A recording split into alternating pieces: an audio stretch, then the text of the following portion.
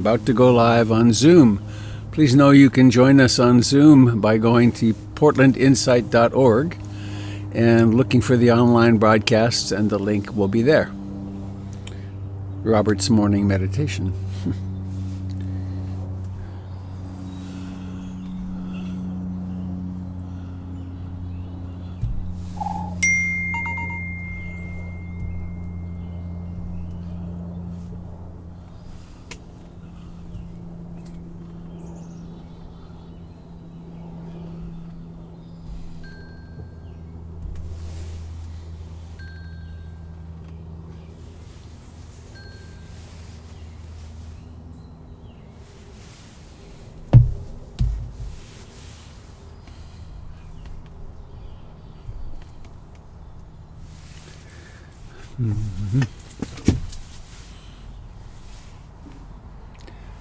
Good morning. Sound is okay, it would appear. Yay. Hello, dear friends. Monday, May the 25th, 2020.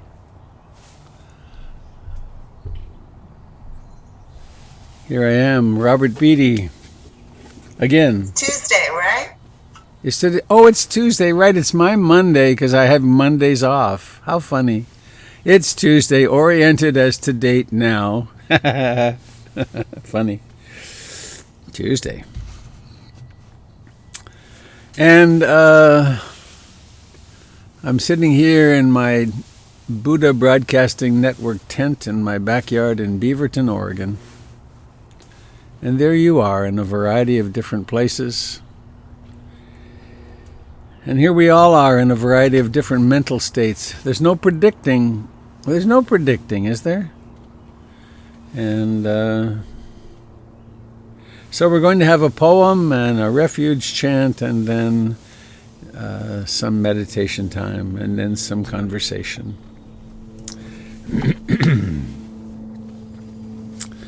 So I have a very favorite quote here from Ajahn Sumedho.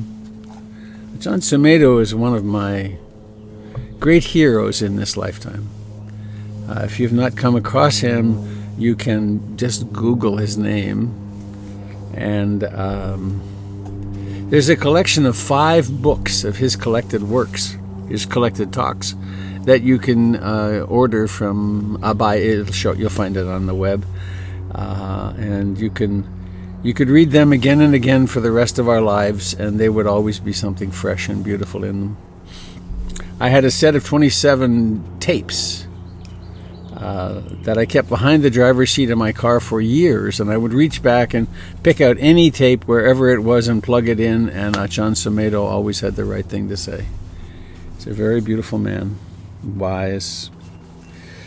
So this doesn't have a title, it's a little prose piece. For minds obsessed with compulsive thinking and grasping, you simplify your meditation practices to just 2 words: let go. Rather than try to develop this practice and then develop that, achieve this and go into that. I'm going to pause that. I forgot one of the steps on my checklist. I'm going to start again. This is a poem, Ajahn Sumedho. For minds obsessed by the compulsive thinking and grasping, you simplify your meditation practices to just 2 words: let go. Rather than try to develop this practice and then develop that, achieve this and go into that, the grasping mind wants to read all the suttas, to study the Abhidhamma, and to learn Pali and Sanskrit, and then the Madhyamika and Prajna Paramita, get ordinations in the Hinayana, Mahayana, Vajrayana, write books and become a renowned authority on Buddhism. Instead of becoming the world's expert on Buddhism and being invited to great international conferences, why not just let go, let go, let go? For years I did nothing but this in my practice. Every time I tried to understand or figure things out, I'd say, let go, let go, let go. until the desire would just fade out. So I'm making it very simple for you to save you from getting caught in an incredible amount of suffering. There's nothing more sorrowful than having to attend international Buddhist conferences. Some of you might have the desire to become the Buddha of the age, Maitreya, radiating love throughout the world. Instead, just be an earthworm who knows only 2 words: let go, let go, let go. You see, ours is called the lesser vehicle, the Hinayana, so we only have these poverty-stricken practices.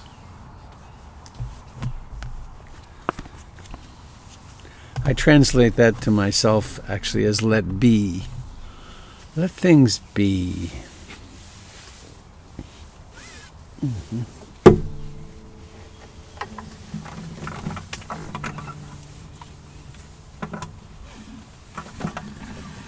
So taking refuge in the Buddha, in the Dharma, and the Sangha.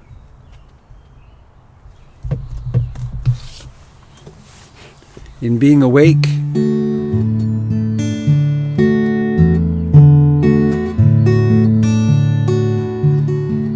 in the nature of things as they really are,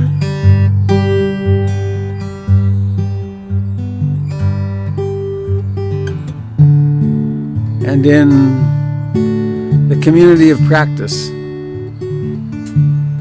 People have been doing this now for 2,600 years, almost exactly what we'll be doing this morning. At least that long.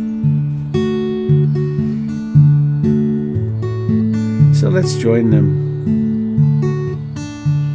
I take refuge in the Buddha, the one who shows me the way in this life. Namo Buddhaya, Namo Buddhaya, Namo Buddhaya.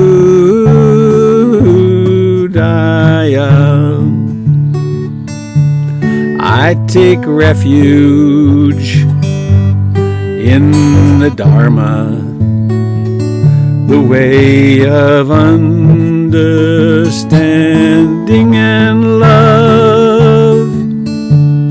Namo Dharmaya, Namo Dharmaya, Namo Dharmaya.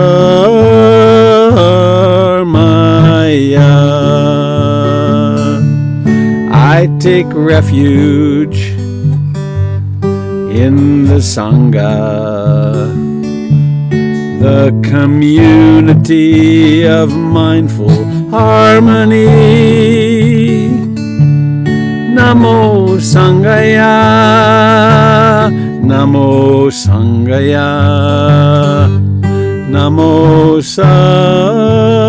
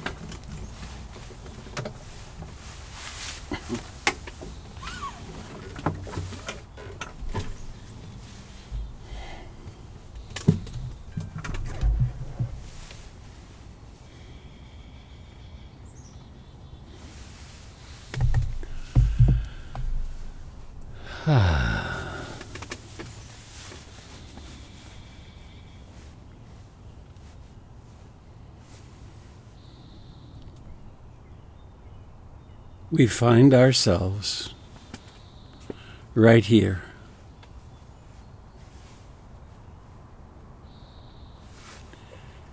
The here, which is where we always find ourselves.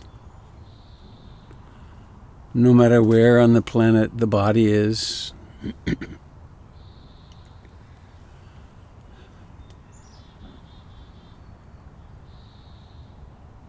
It's here. Jon Kabat-Zinn wrote a book 20 years ago or so, wherever you go, there you are. And it's true.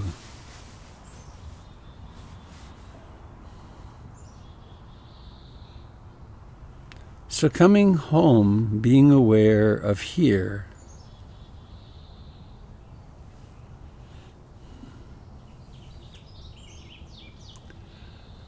and what is it that we actually have when we are here in the present?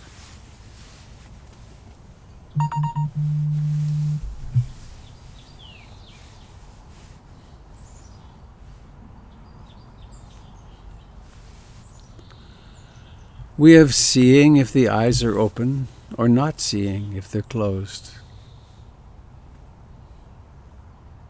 There is hearing, sounds. There might be some scent.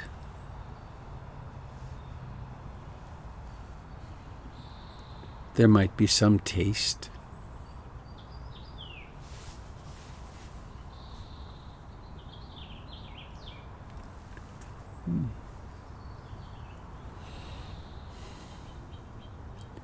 There most probably are sensations.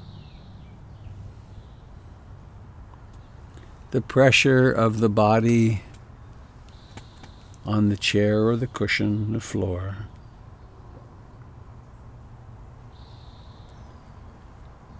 The unnameable but knowable sensations in the hands, life.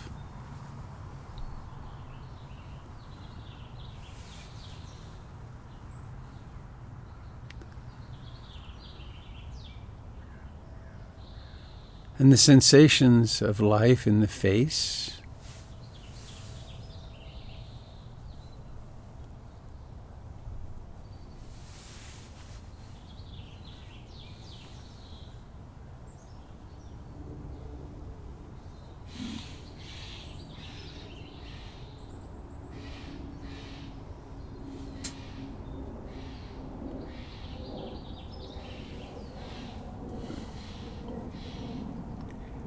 And there is the coming and going of the breath.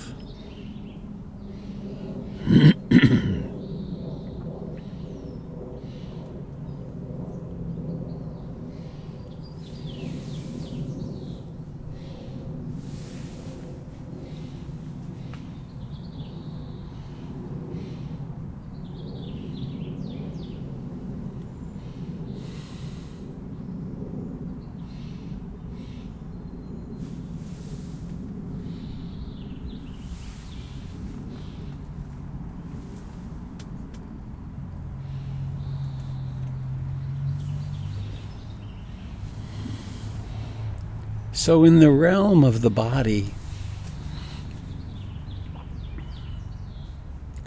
there's lots happening.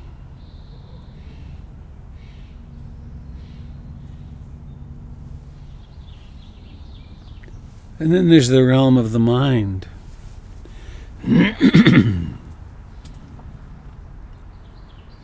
There might be thoughts. There might be intense thoughts. There might be experiences in the trance which we call the past, and the other which we call the future. Planning, remembering, remorse, anxiety, excitement.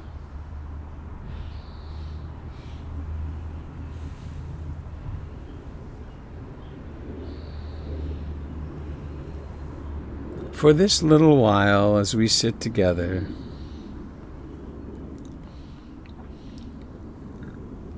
we can practice that profound teaching from Ajahn Sumedho. Let go, let go, let go. Or let be.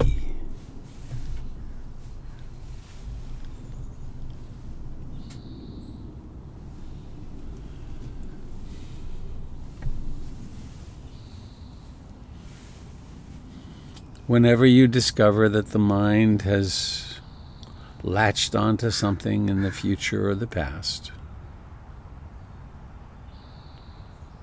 there's no need to analyze it. It's just mind. So it's okay to just let it be. Come back to breathing. Come back to the life in the hands.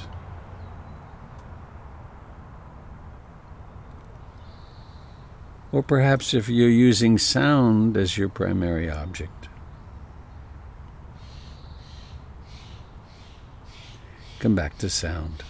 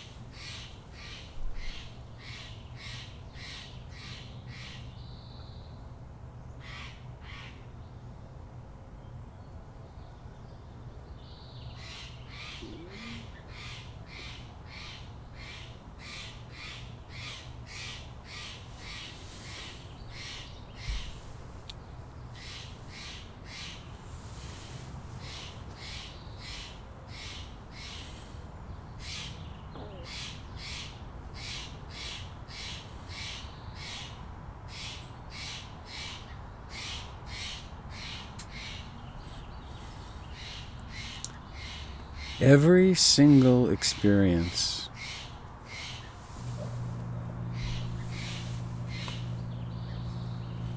at any one of the sense doors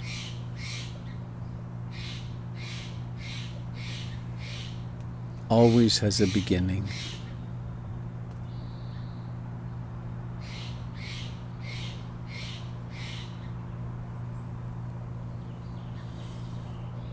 It then has a lifetime.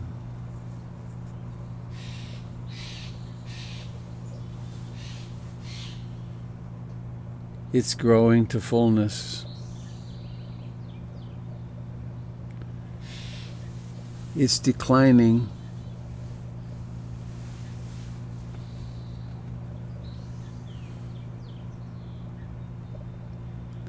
And then it's vanishing.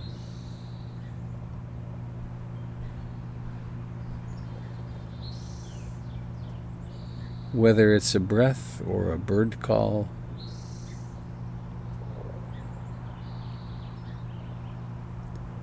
a relationship, an illness,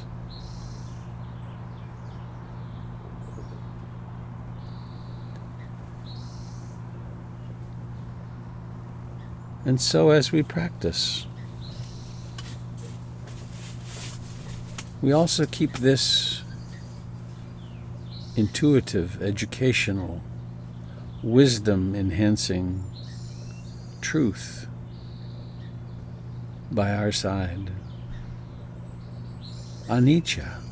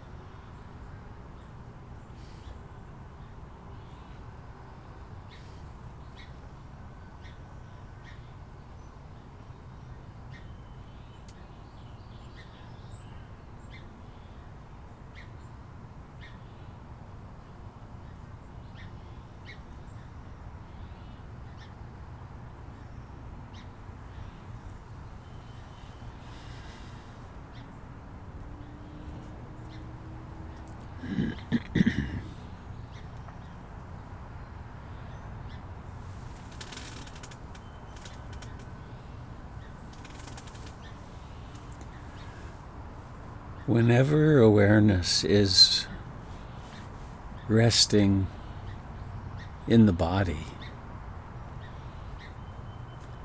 in this breath now,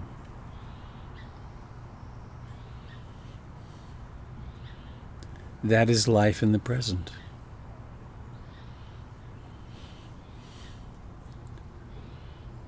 We can't attend to a breath that's finished or that hasn't begun. And so we train this mysterious awareness to abide here, now, so that a thought which arises now is noticed.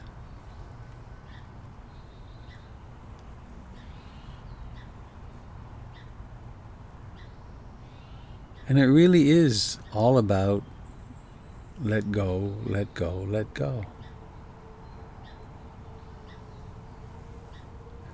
There's no need to categorize or keep track of things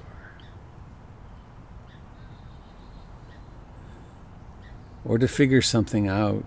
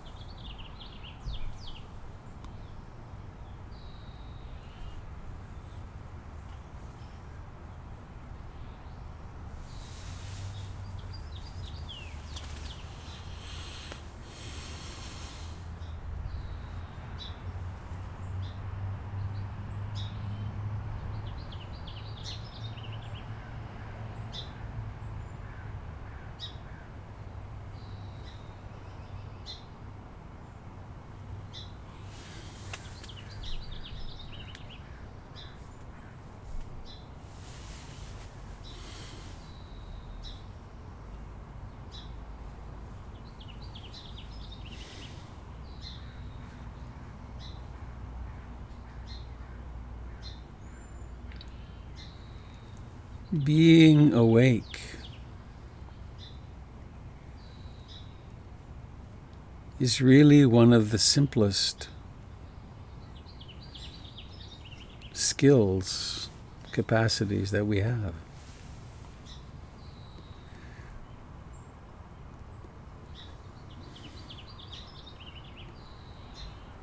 All it takes is remembering to remember.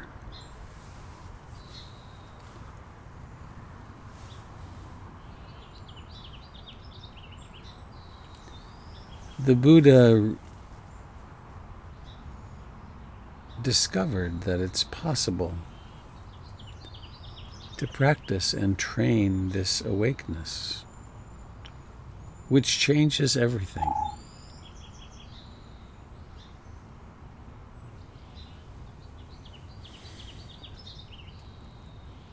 Please be kind and merciful with yourself.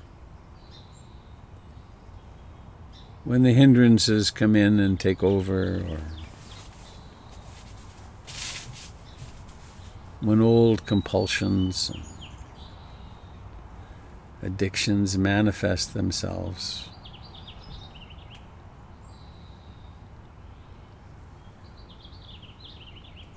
moment by moment we bring light, we bring awareness, we bring kindness and compassion into being.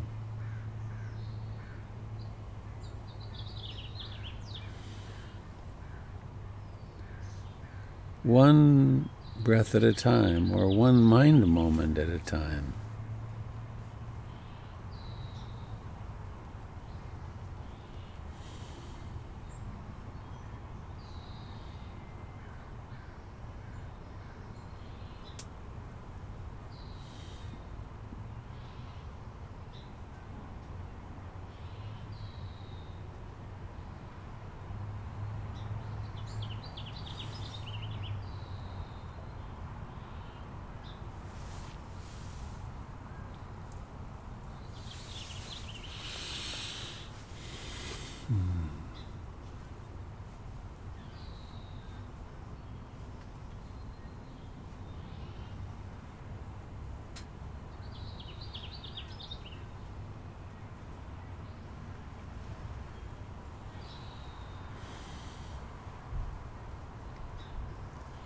Let go, let go, let go.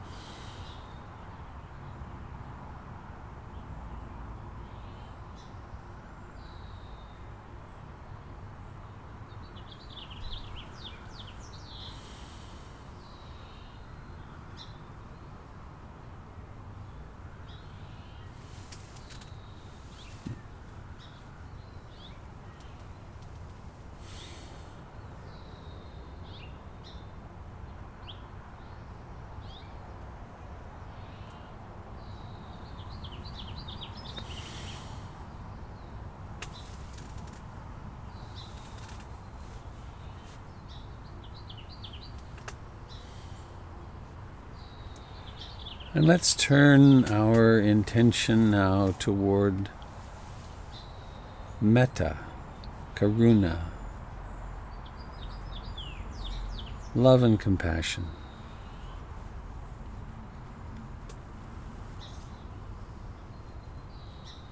Beginning with ourselves. Life is decidedly difficult.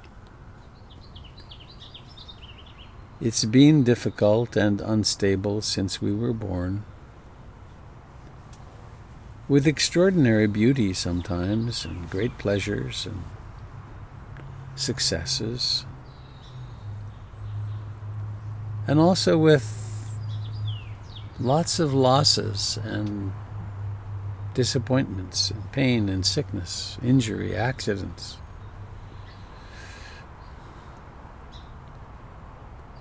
remembering this, how can we not love ourselves? How can we not hold ourselves in compassion?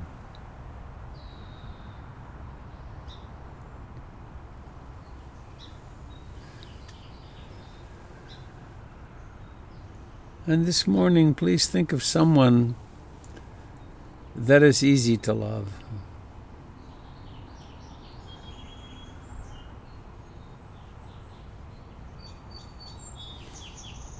Even perhaps a pet. And experience extending and basking in, wishing that person, that being well.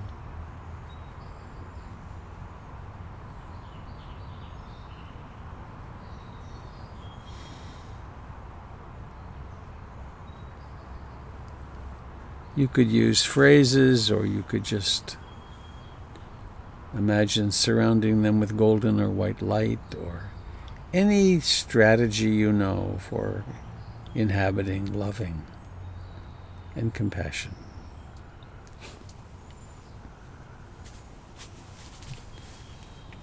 And think now of some neutral person. Someone you see, in these days we see so many fewer people, but maybe someone you've seen at the bank or the coffee shop, or maybe a neighbor that you don't talk to. Wish them well too. We may know nothing of the lives of these people, but we do know that they're a lot like ours. And we know that they need to be loved. They want to be loved.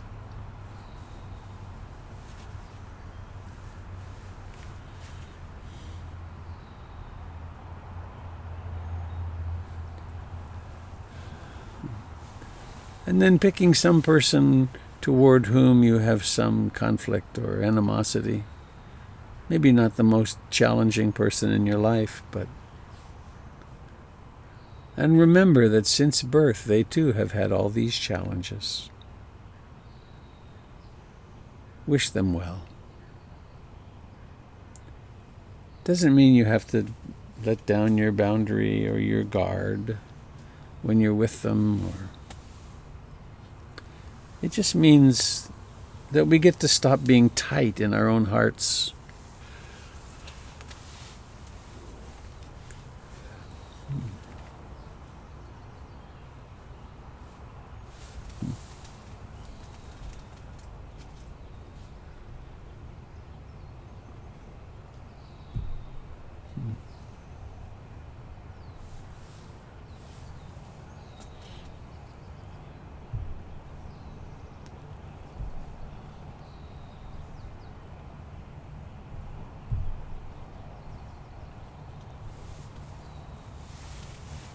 I remembered this morning a song that was written for my 50th birthday by a fellow named John Kellerman, and I'm going to play it for us for the next 2.5 minutes. I hope it works.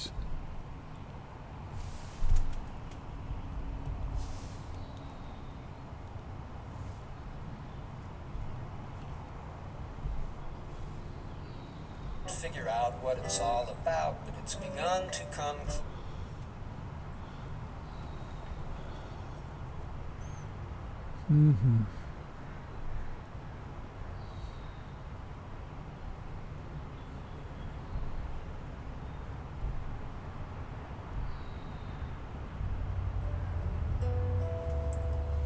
Make the most of this moment and be totally here.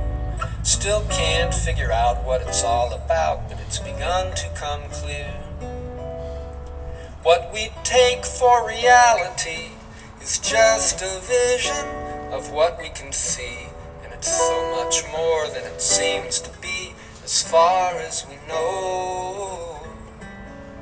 So mysterious and strange, all in process, continual change. Anything that seems to stay the same is just moving real slow.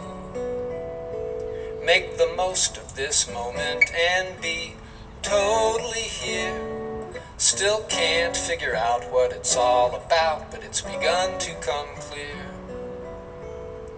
What we do is what we are, so much more than the ashes of stars. We can choose to change, but we can't stay the same. Always going, we never arrive. Even the dead may be really alive. It's all just rearranging the material plane. Make the most of this moment and be totally here. Still can't figure out what it's all about, but it's begun to come clear. We can't lose what we can't save. We're no more than the crest of a wave. We're here and gone as the patterns roll on. We all die, so what's to fear? Might as well be glad that we're here. We're bound to disappear into a different form. Make the most of this moment and be totally here. Still can't figure out what it's all about, but it's begun to come clear.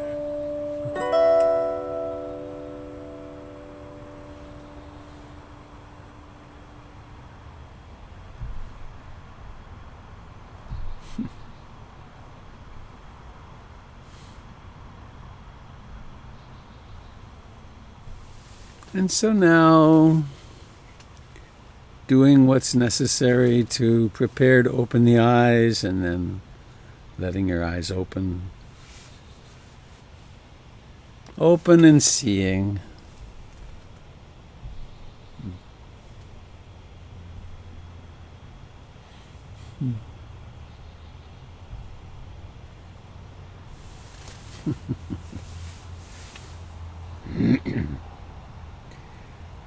John wrote that song for my 50th birthday party, and I remember thinking 50 was really old.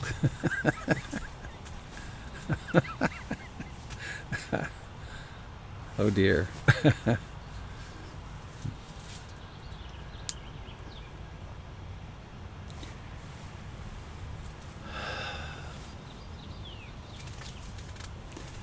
I think I want to just forego announcements for today and open the window for your sharing of how you are and what you're discovering.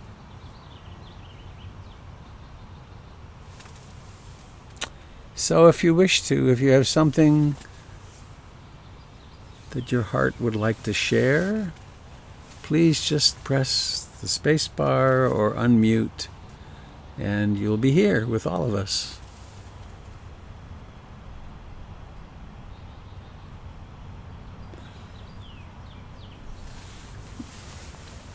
Oh, one announcement-y kind of thing. If we ever had a problem with someone intruding on our meeting, I'm just going to quickly close the meeting and then come back on 5 minutes later. We may do something else about security in coming days or weeks, but that's the quickest answer, to just shut it down and come on back.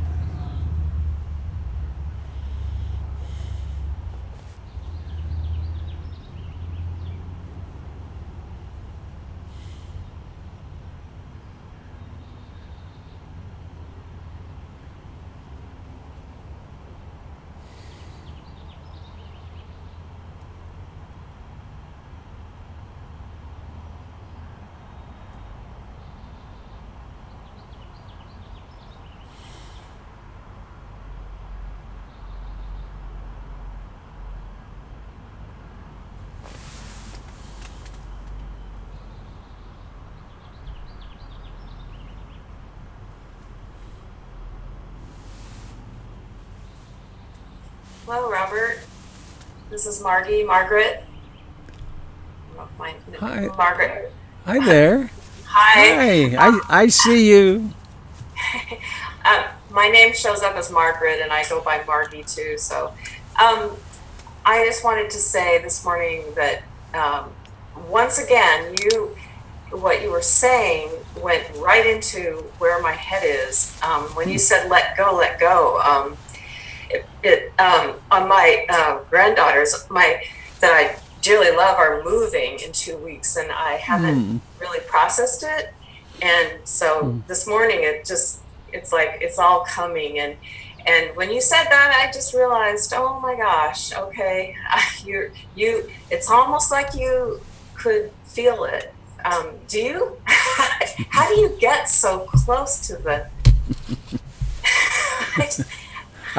I'd like to claim psychic powers, but I think it's just the universal truth. I mean,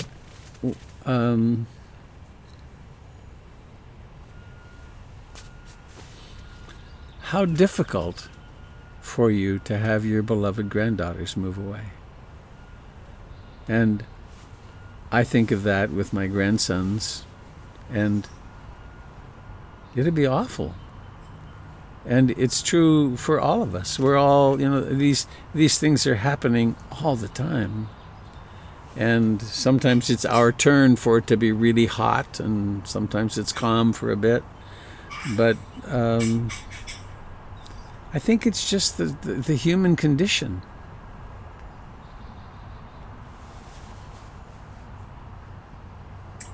Well, it's certainly something that, meditation takes a little bit of the that sort of feeling in a trough.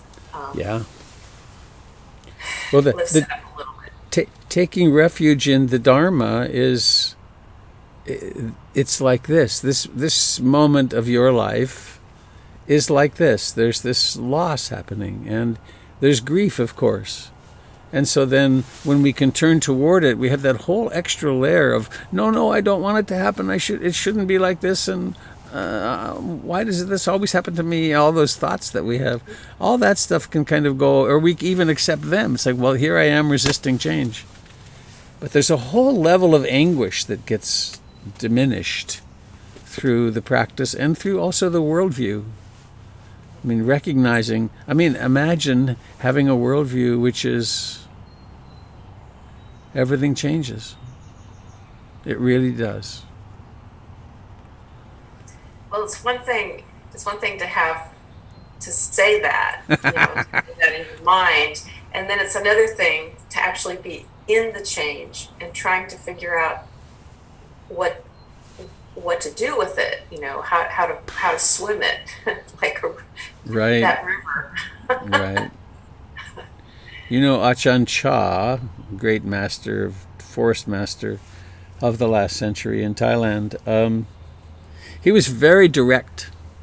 And there's funny, maybe obnoxious stories of him sometimes, that there was some very erudite, well-educated Buddhist professor sort of person, and he was asking very erudite questions at a talk, and Ajahn Chah said, "Sir, you remind me of the man who took the swimming class, and he learned all about swimming, but he never got in the pool, and then when the flood came, he drowned."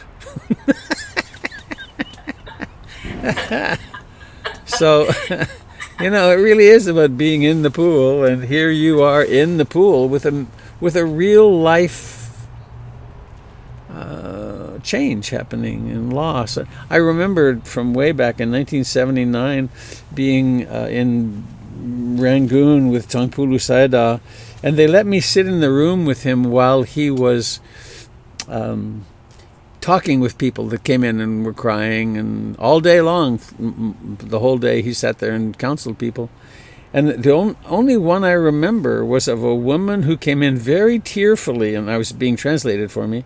She came in very tearfully, and her husband he'd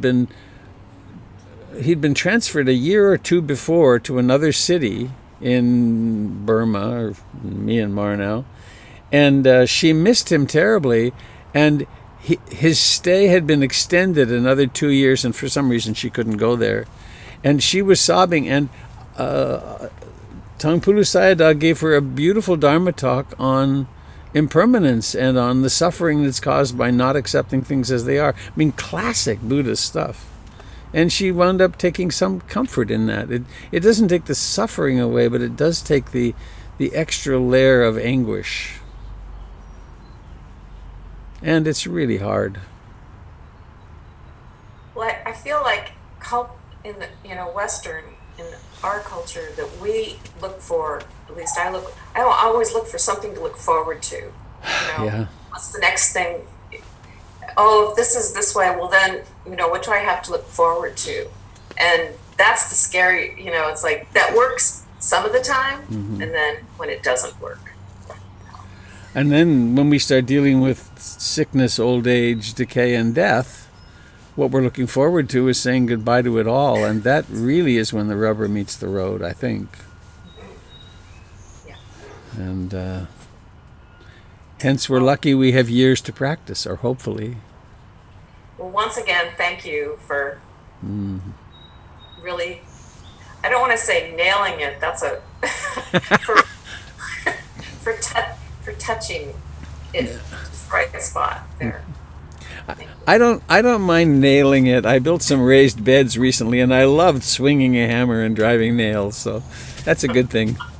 Thank you for sharing, and good luck. Thank you. Strength.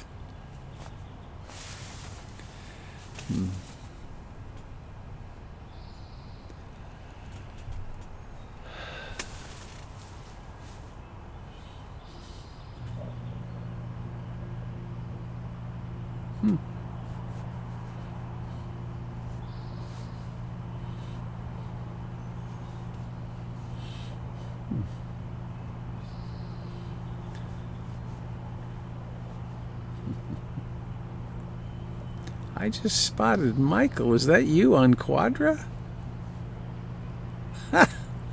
What a trip. Hi. I can't hear you. You're muted. You're muted.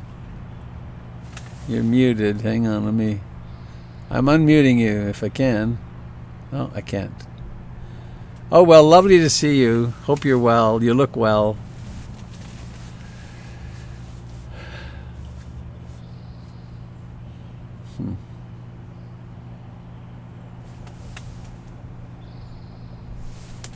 I'm unmuted now. Thank you. Ah. There you are. Hello. Hello. Yes, greetings from Quadra Island. Nice to see you. Yeah, nice to be here and nice to see all these wonderful people in the Sangha. Thank you. Yeah, it's really quite lovely, isn't it? Yeah, it is important, particularly in these times, I think, just to share with others. Yeah. Yeah. Thanks for being here.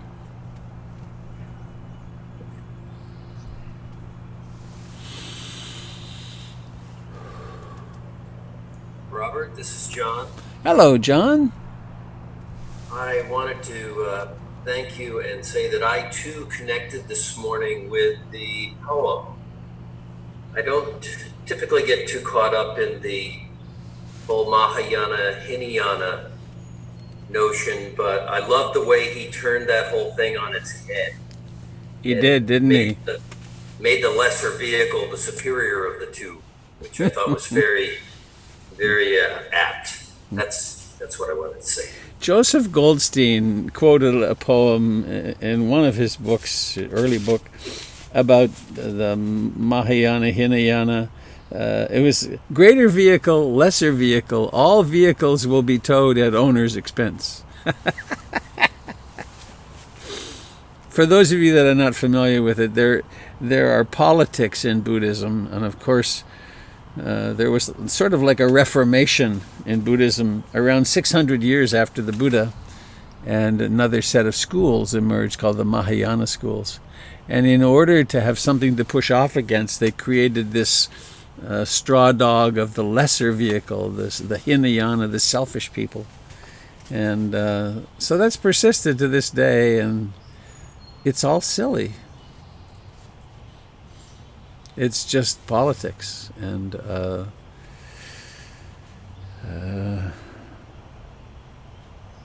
anyway, we don't need to get caught up in that.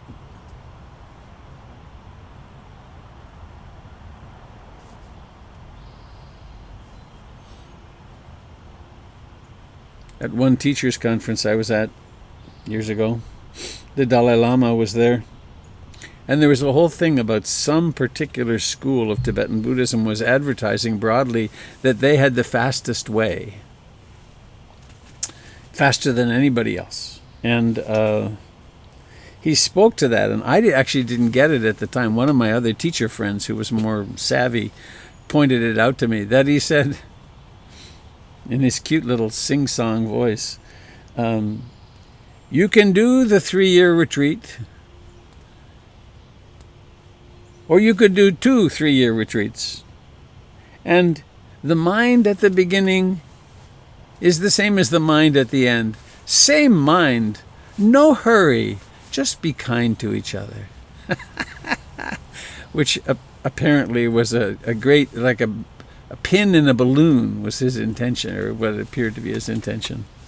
So we don't need to get caught up in those things.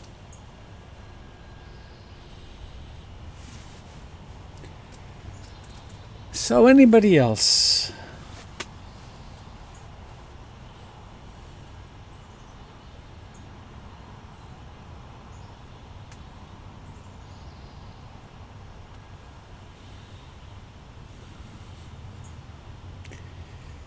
Incidentally, I am in the process, with some very skillful help from Tiffany, of creating a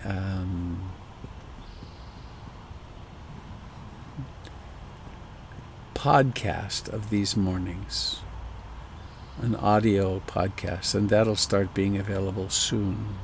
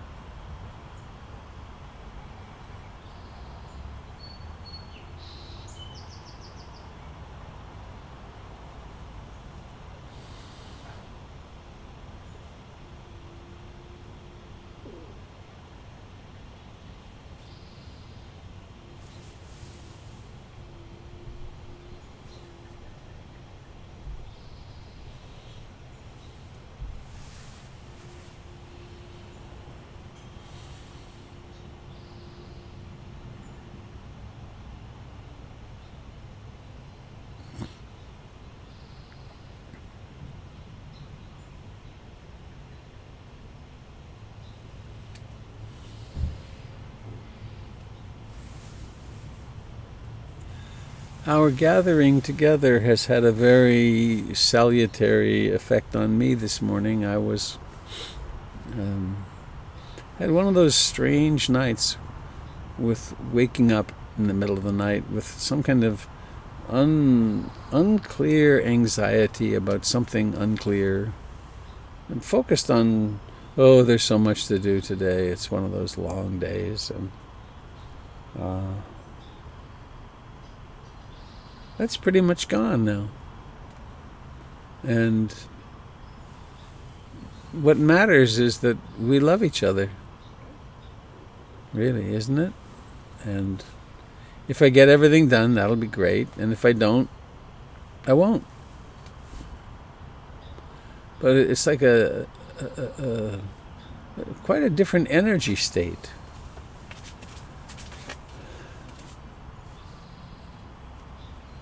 And partly it's through seeing the beauty of your faces.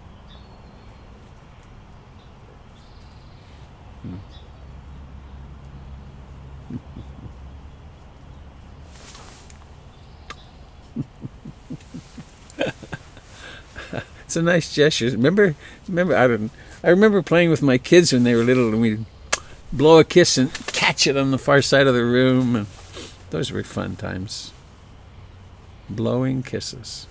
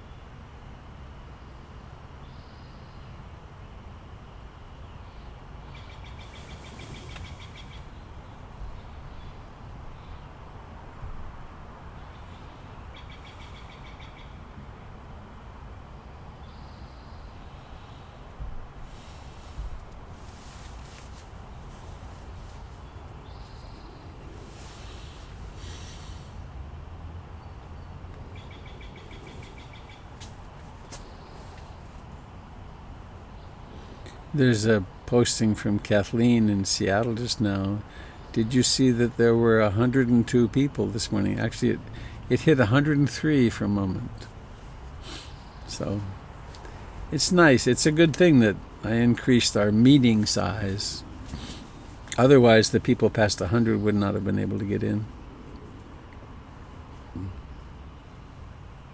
Though does size matter? Not much, really.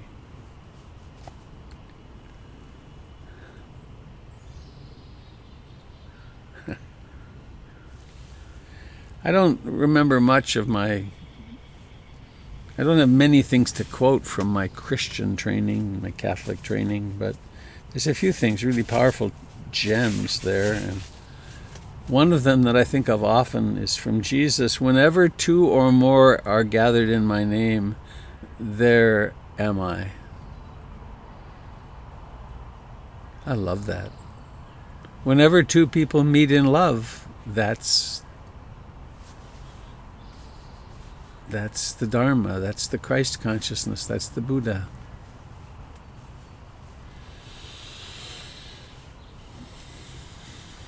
I've experienced that thousands and thousands of times in my life in sitting with people in individual meetings and interviews and therapy sessions. And that if love is present, both people are in love. There is love present.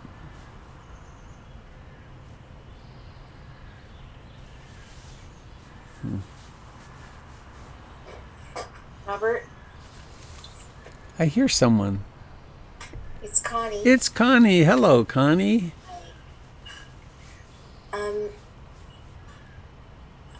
I think that I'm sad about something that happened yesterday, and yet I'm kind of accepting the impermanence of it. And it's less saddening because I know the impermanence. We had a neighbor take out a very, very large old tree right next to our property. Oh boy. And it was habitat for the last 20 years. I've observed all the birds and animals that live in it. And they're very confused today. Oh, I bet.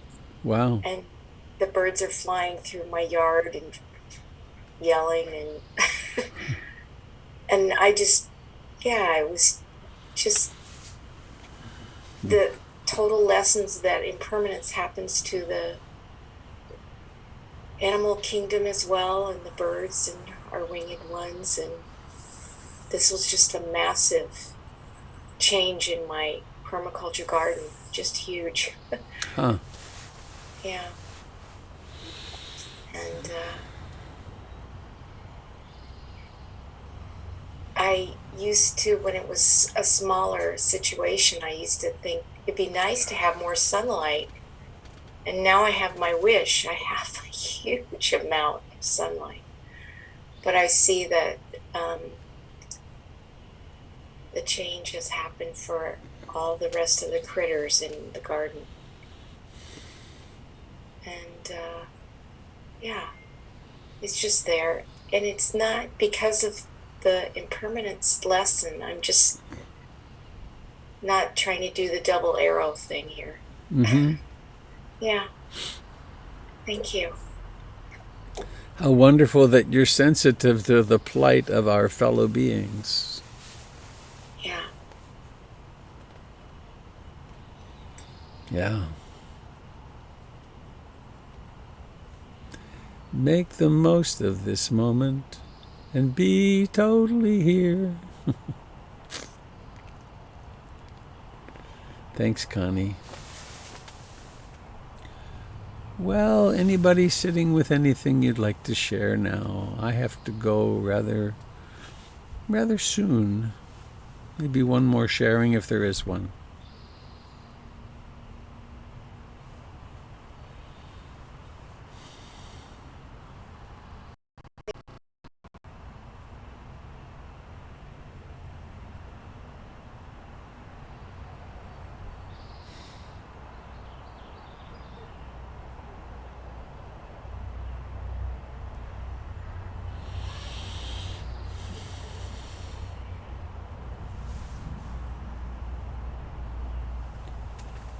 Well, let's gather the little ones.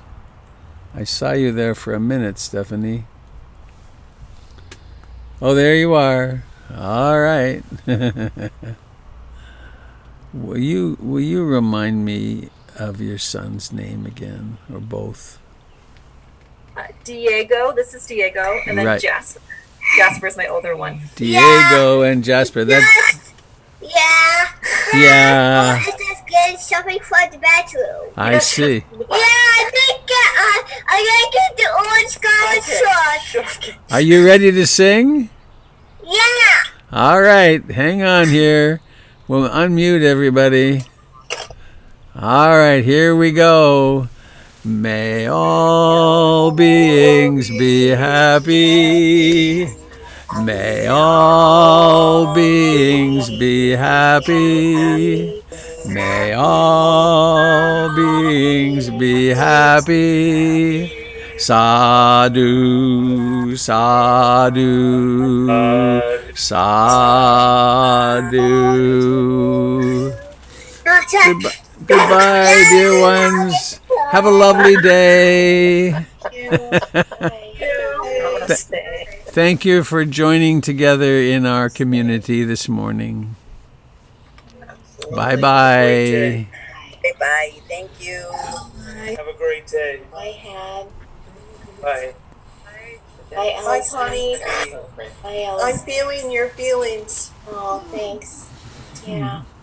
very Bye, hard. Kim. Bye, Had. Bye, Connie. Bye, Had. See you later, dear friends. See you soon, tomorrow. Next Groundhog Day.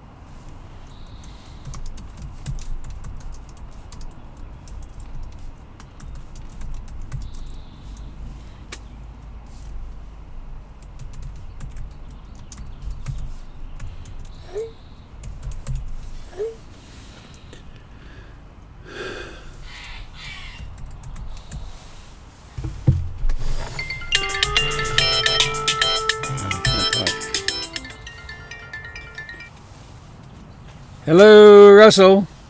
Hi, Robert. Did you just call me? No, I sent you a text.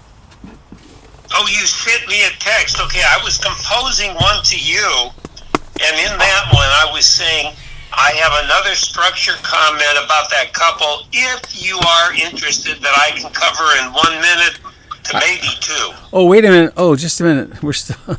Hang